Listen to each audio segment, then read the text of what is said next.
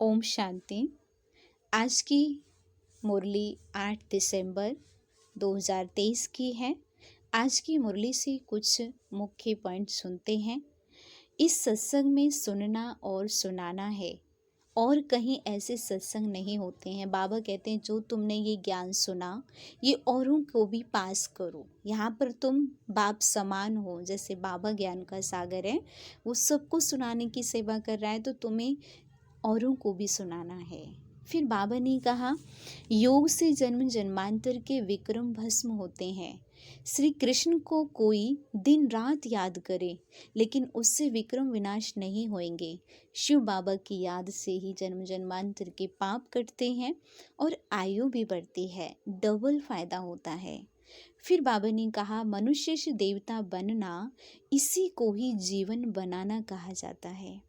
फिर मनुष्य कहते हैं वेद शास्त्रों से भगवान से मिलने का रास्ता मिलता है, लेकिन ज्ञान मार्ग में वेद शास्त्र नहीं है, ज्ञान सागर का ज्ञान है।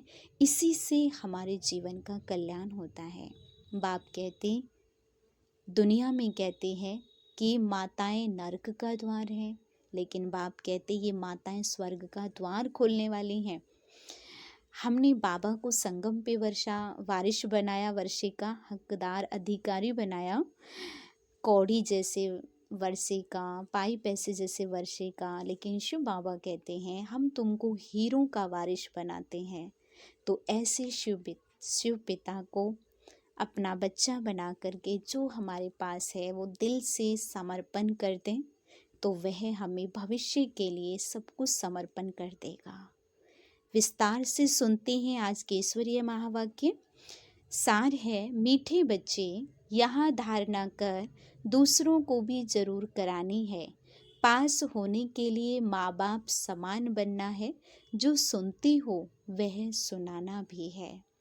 प्रश्न पूछते हैं बाबा, बच्चों में कौन सी शुभ कामना उत्पन्न होना भी अच्छे पुरुषार्थ की निशानी है? उत्तर है, बच्चों में यदि यह शुभ कामना रहती है कि हम माता पिता को फॉलो कर गद्दी पर बैठेंगे, तो यह भी बहुत अच्छी हिम्मत है। जो कहते हैं बाबा हम तो पूरा इम्तिहान पास करेंगे, यह भी शुभ बोलते हैं। इसके लिए जरूर पुरुषार्थ भी इतना तीव्र करना है। माता पिता को फॉलो करना, बाबा कह रहे हैं मम्मा और ब्रह्मा बाबा को साकार में आप उनको फॉलो करो, उनका अनुसरण करो, अगर आपको नंबर 1 में जाना है तो। गीत है आज का, हमारे तीर्थ न्यारे हैं, हम धरती के सितारे हैं। ओम शांति। अब यहाँ पाप आत्माएं तो सभी हैं, पुण्य आत्माएं होती ही हैं स्वर्ग में। यह है पाप आत्माओं की दुनिया। यहाँ है अजामिल जैसी पाप आत्माएं और वह है स्वर्ग के देवताओं की पुण्य आत्माओं की दुनिया।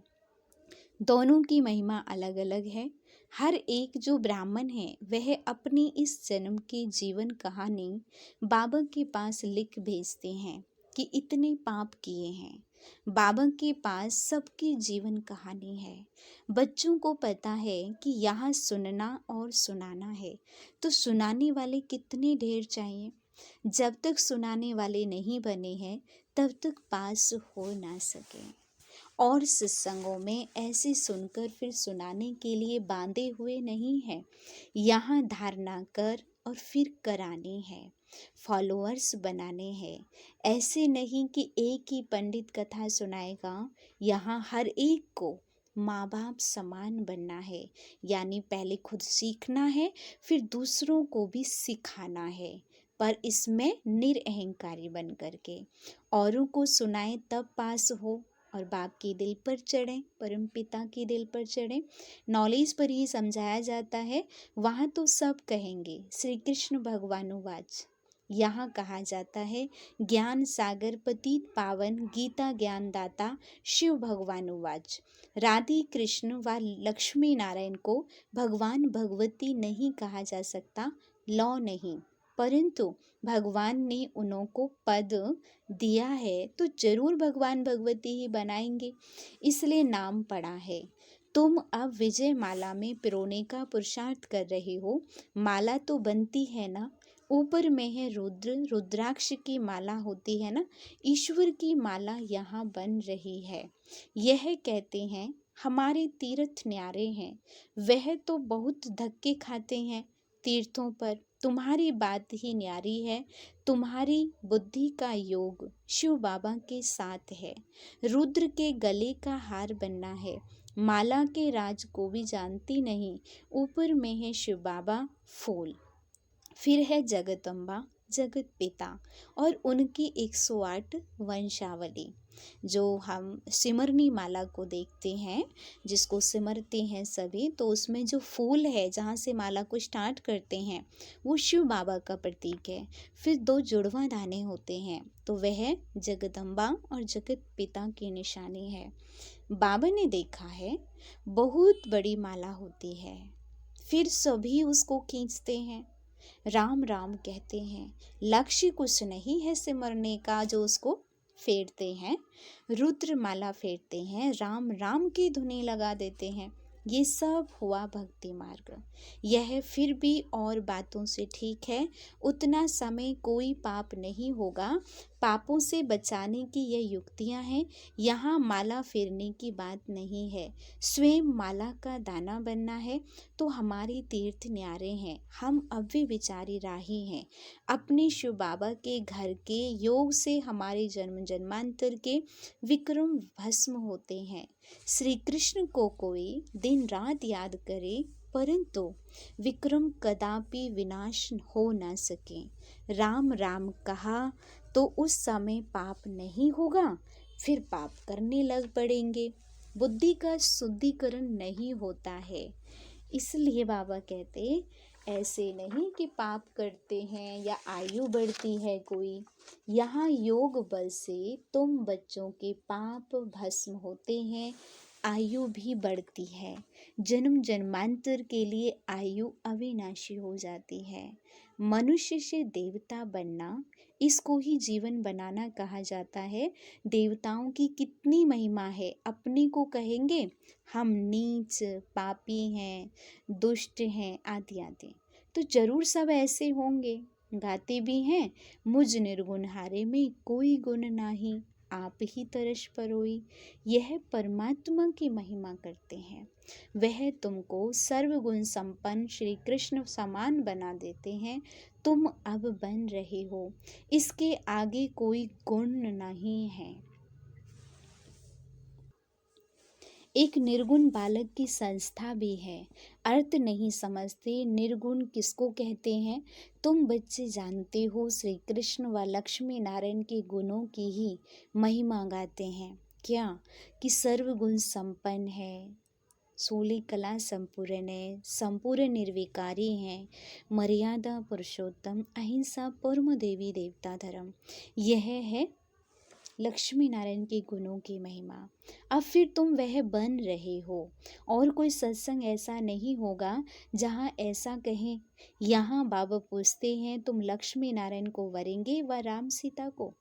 बच्चे भी बेसमझ तो नहीं है, झट कहते हैं बाबा हम तो पूरा इम्तहान पास करेंगे। शुभ बोलते हैं, परंतु ऐसे नहीं कि सभी एक समान बन सकेंगे, फिर भी हिम्मत तो दिखाते हैं। मम्मा बाबा हैं शिव बाबा के मुरब्बी बच्चे, बहुत मीठे बच्चे हैं, हम उनको पूरा फॉलो कर गद्दी पर बैठेंगे। बाबा कहते पहले इनके जैसा बनो, यह शुभकामना अच्छी है। फिर इतना पुरुषार्थ करना चाहिए, इस समय का पुरुषार्थ कल्प कल्प का बन जाएगा, गारंटी हो जाएगी। अब के पुरुषार्थ से पता पड़ेगा कि कल्प पहले भी ऐसे किया था, कल्प कल्प ऐसा पुरुषार्थ चलेगा। जब इम्तहान होने का समय होता है तो पता पड़ जाता है हम कहाँ तक पास होंगे। टीचर को तो झट पता लग जाता है, यह है नर से नारायण बनने की गीता पाठशाला। और गीता पाठशालाओं में ऐसे कभी नहीं कहेंगे कि हम नर से नारायण बनने आए हैं, ना टीचर ही कह सकते हैं कि हम नर से नारायण बनाऊंगा। बाबा और जगह जो गीता पाठशालाएं खुली हुई हैं बीके ब्रह्म कुमारी से अलग, तो बाबा कहते हैं वो यह नहीं कह सकते। पहले तो टीचर को ही नशा होना चाहिए कि मैं भी नर से नारायण बनूंगा। गीता के प्रवचन करने वाले तो ढेर होंगे दुनिया में, परंतु कहाँ भी ऐसे नहीं कहेंगे कि हम शिव बाबा द्वारा पढ़ते हैं। वो तो मनुष्यों द्वारा पढ़ते हैं। तुम तो जानते हो ऊंचे से ऊंचे है परम पिता परमात्मा शिव, जो ही स्वर्ग का रचयिता नॉलेजफुल है। वही आकर पतितों को पावन बनाते हैं। गुरु नानक ने भी उनकी महिमा गाई है, जप साहिब को तो सुख मिले। अब तुम जानते हो ऊंचे से ऊंचा सच्चा साहिब तो वह है। वह खुद कहते हैं मुझ बाप को याद करो। मैं तुम्हें सच्ची अमर कथा तीसरी की कथा सुनाता हूँ। खुद कहते हैं यह नॉलेज है तीसरा नेत्र मिलने की व नर से नारायण बनने की। हे पार्वतियाँ, मैं अमरनाथ तुमको अमर कथा सुना रहा हूँ। तो स्वयं को आत्मा निश्चय कर अमरनाथ की पार्वती समझे। ऊंचे से ऊंचा शिव बाबा है, फिर ब्रह्मा विष्णु शंकर, फिर स्वर्ग में लक्ष्मी नारायण, फिर चंद्रवंशी। नंबरवार चले आओ। समय भी सतो रजो तमो होता है। यह बातें कोई भी नहीं जानते। बाबा बहुत गुह्य बातें सुना रहे हैं। आत्मा में अविनाशी पाठ है। एक एक जन्म का पाठ आत्मा में भरा हुआ है, वह कभी विनाश को नहीं पाता है। बाप कहते हैं मेरा पाठ भरा हुआ है। तुम सुख धाम में रहते हो तो हम शांति धाम में हैं। सुख और दुख तुम्हारे नसीब में है। सुख और दुख में कितने कितने जन्म मिलते हैं वह भी समझा दिया है। मैं तुम्हारा निष्कामी बाप हूँ। तुम सबको स्वर्ग का मालिक बनाता हूँ। अगर मैं भी पतित बनूं तो तुमको पावन कौन बनाए? सभी की पुकार कौन सुने? पतित पावन किसको कहें फिर? यह बाप समझाते हैं। कोई गीता पाठी ऐसे नहीं समझा सकते। वो तो त्रिलोकी का अर्थ भिन्न भिन्न प्रकार से करते हैं। मनुष्य कहते हैं वेद शास्त्रों से भगवान से मिलने का रास्ता मिलता है। बाप कहते हैं ये सब शास्त्र हैं भक्ति मार्ग के लिए। ज्ञान मार्ग वालों के लिए शास्त्र है ही नहीं। ज्ञान सुनाने वाला ज्ञान सागर एक मैं ही हूँ। बाकी सब है भक्ति मार्ग की सामग्री। बाबा ने इतना कुछ हमें दे दिया है कि अब हमें वेद शास्त्र आदि में पढ़ने की खोजने की जरूरत ही नहीं है। मैं ही आकर इस ज्ञान से सर्व को सद्गति देता हूँ। वह तो समझते हैं कि बुदबुदा पानी से निकल फिर समा जाता है, परंतु मिलने की तो बात ही नहीं। आत्मा तो इमॉर्टल है। वह कभी जलती कटती घटती नहीं है। वो तो अविनाशी है। पानी का बुदबुदा तो यानी उठा और ख़त्म हो गया, लेकिन आत्मा कभी भी ख़त्म होती नहीं है। ये हमको पता होना चाहिए। बाप इन सब बातों की समझाने देते हैं। तुम बच्चों को पैर से चोटी तक खुशी रहनी चाहिए। हम योग बल से विश्व के मालिक बन रहे हैं। ये खुशी भी नंबरवार है। एक रस हो नहीं सकती। इम्तिहान भल एक ही है, परंतु पास भी कर सके ना। राजधानी स्थापन हो रही है, उसका प्लेन बता देते हैं बाबा। सूर्यवंशी में इतनी गद्दी, चंद्रवंशी में इतनी गद्दी। जो नापास होते हैं वह हैं दास दासी। दास दासियों से फिर नंबरवार राजा रानी बनते हैं। अनपढ़े अंत में पद पाते हैं। बाबा समझाते तो बहुत हैं, कुछ भी ना समझो तो पूछ सकते हो। विवेक कहता है नहीं तो वे कहाँ जन्म लेते, वहाँ भी कोई कम सुख है क्या? बड़ा मान रहता है, बड़े महलों के अंदर रहते हैं, बड़े बड़े बगीचे होते हैं। वहाँ तो 2-3 मंजिल बनाने की भी दरकार नहीं रहती है। कहाँ पर? स्वर्ग में। जमीन बहुत बड़ी रहती है, पैसे की कमी नहीं, बड़ा शौक रहता है बनाने का। जैसे यहाँ मनुष्यों को शौक रहता है ना, जैसे न्यू दिल्ली बनाई तो वह समझते हैं ये नया भारत है। वास्तव में तो नया भारत स्वर्ग को और पुराना भारत नर्क को कहा जाता है। वहाँ जितना जिसको चाहिए होगा तो सब ड्रामा अनुसार। महल आदि जो कल्प पहले बनाए होंगे वही बनेंगे। यह ज्ञान दूसरा कोई समझ ना सके, परंतु जिसकी तकदीर में है उनकी बुद्धि में ही बैठता है। बच्चों को पुरुषार्थ करना है, पूरा योग में रहना है। भक्ति मार्ग में श्री कृष्ण के योग में ही रहते आए। स्वर्ग के मालिक तो बने नहीं, अब तो स्वर्ग तुम्हारे सामने है। तुम परम पिता परमात्मा की बायोग्राफी, ब्रह्मा विष्णु शंकर की बायोग्राफी को भी जानते हो। ब्रह्मा कितने जन्म लेते हैं यह तुमको मालूम है। बाबा कहते हैं ये माताएं स्वर्ग का द्वार खोलने वाली हैं, बाकी सब नरक में पड़े हुए हैं। माताएं ही सबका उद्धार करेंगी। हम परमात्मा की महिमा करते हैं। तुम समझकर कहते हो शिव बाबा आपको नमस्ते। आप आकर हमें वारिश बनाते हैं, स्वर्ग का मालिक बनाते हैं। ऐसे शिव बाबा आपको नमस्ते। बाप को तो बच्चे नमस्ते करते ही हैं, फिर बाबा भी कहते हैं बच्चे नमस्ते।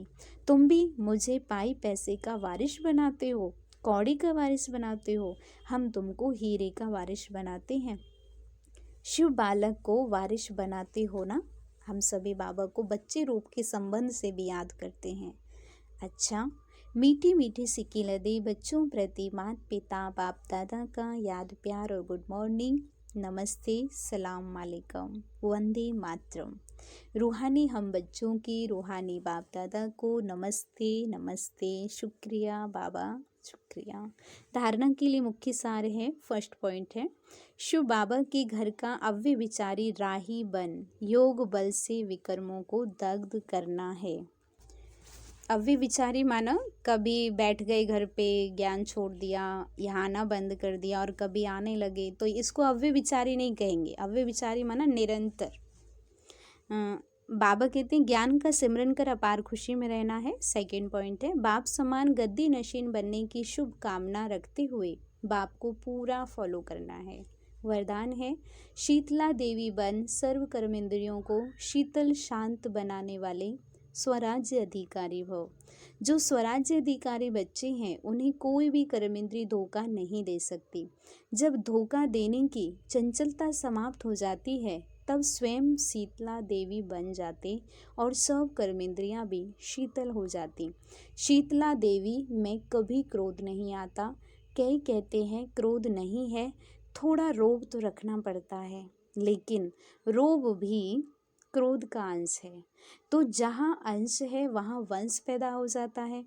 तो शीतला देवी और शीतल देव हो, इसलिए स्वप्न में भी क्रोध व रोब का संस्कार इमर्ज नहीं हो। स्लोगन है, आज्ञाकारी बच्चे स्वतः ही आशीर्वाद के पात्र होते हैं, उन्हें आशीर्वाद मांगने की दरकार नहीं।